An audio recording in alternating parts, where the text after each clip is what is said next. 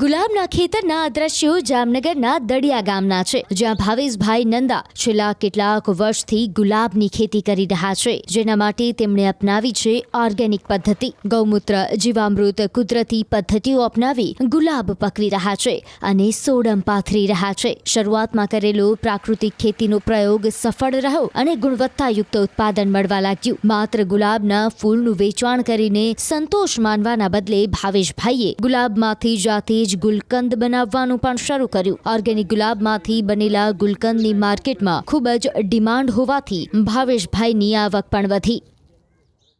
જામનગરમાં ખેડૂતો જે ખેતી કરતા હતા તેમાં ક્યાંક ને ક્યાંક હવે ફૂલોની ખેતી પણ જોવા મળી રહી છે. જે પ્રકારના દ્રશ્ય આપ જોઈ રહ્યા છો, જામનગરના દડિયા ગામમાં ન્યૂઝ 18 પહોંચ્યું છે. અહીં જે પ્રકારે દેશી ગુલાબ છે એ ગુલાબથી આ ખેતરની ફોરમ છે એ મહેકી રહી છે. ત્યારે અહીંના ખેડૂત છે તેમની સાથે જ વાત કરીશું. શું કહેશો, શું નામ તમારું અને કેટલા ટાઈમથી આ પ્રકારનું વાવેતર કરો છો અને ગુલાબની ખેતીથી તમને કેવો ફાયદો? હા, મારું નામ ભાવેશ મનસુખભાઈ નંદા છે. મારું ગામ દરિયા છે, તાલુકો જિલ્લો જામનગર છે. મારા ફાર્મનું નામ ભૂમિ પ્રાકૃતિક ફાર્મ છે. હું છેલ્લા 2019થી ગાય આધારિત ખેતી કરું છું. એમાં મેં 2 વીઘાના દેશી ગુલાબ વાવેલા છે. એમાં સિઝનેબલ કે જેમ ઉનાળો હોય છે એટલે અમે નેચરલ ગુલકોન કસ્ટમરને ડાયરેક્ટ વેચીએ છીએ અને સારું એવું પ્રતિસાદ મળે છે. અને આનું અમે છે ને ઉનાળામાં એનો ગુલકોન બનાવીએ છીએ, બાકી 2 સિઝનમાં બજારમાં મૂકી દઈએ છીએ.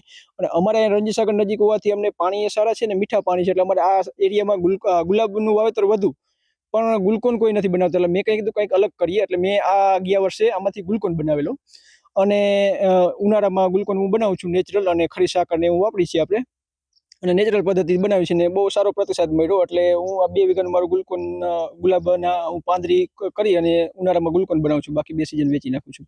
એટલે જે પ્રકારે વાત કરવામાં આવી, જામનગરના દડિયા ગામમાં આ ભાવેશભાઈ નામના ખેડૂત છે એ પ્રાકૃતિક ખેતી કરી અને એમાં પણ ગુલાબનું વાવેતર કરી ખેતી તો સુગંધિત કરી રહ્યા છે, તો સાથે સાથે જે સ્વાદ રસિયાઓ છે તેમને ગુલકંદ પણ પ્રાકૃતિક ગુલાબનો આપી રહ્યા છે. તેને લઈને લોકો પણ આકર્ષાઈ રહ્યા છે. અને ભાવેશભાઈ નામના ખેડૂત છે એ પ્રાકૃતિક ગુલાબનું જે પ્રોસેસ કરી અને સારો એવો નફો છે તે મેળવી રહ્યા છે. કિંજલ કારસરિયા, ન્યૂઝ 18 ગુજરાતી, જામનગર.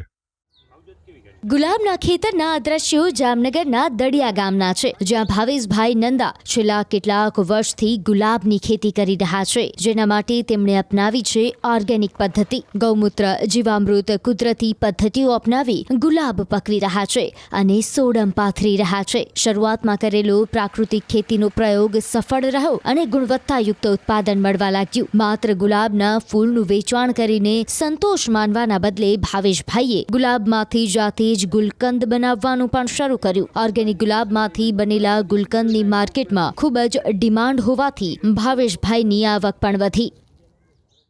જામનગરમાં ખેડૂતો જે ખેતી કરતા હતા તેમાં ક્યાંક ને ક્યાંક હવે ફૂલોની ખેતી પણ જોવા મળી રહી છે. જે પ્રકારના દ્રશ્ય આપ જોઈ રહ્યા છો, જામનગરના દડિયા ગામમાં ન્યૂઝ 18 પહોંચ્યું છે.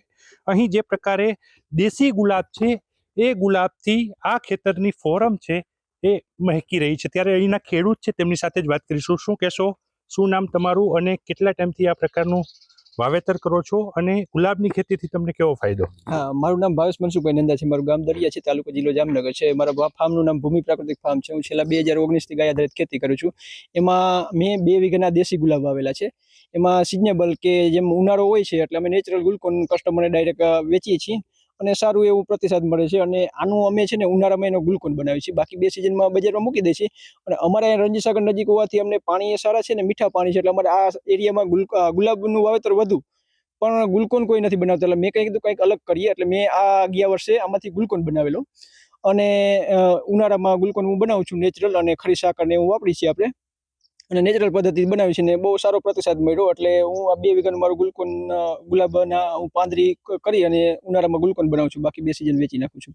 એટલે જે પ્રકારે વાત કરવામાં આવી, જામનગરના દડિયા ગામમાં આ ભાવેશભાઈ નામના ખેડૂત છે એ પ્રાકૃતિક ખેતી કરી અને એમાં પણ ગુલાબનું વાવેતર કરી ખેતી તો સુગંધિત કરી રહ્યા છે, તો સાથે સાથે જે સ્વાદ રસિયાઓ છે તેમને ગુલકંદ પણ પ્રાકૃતિક ગુલાબનો આપી રહ્યા છે. તેને લઈને લોકો પણ આકર્ષાઈ રહ્યા છે. અને ભાવેશભાઈ નામના ખેડૂત છે એ પ્રાકૃતિક ગુલાબનું જે પ્રોસેસ કરી અને સારો એવો નફો છે તે મેળવી રહ્યા છે. કિંજલ કારસરિયા, ન્યૂઝ 18 ગુજરાતી, જામનગર.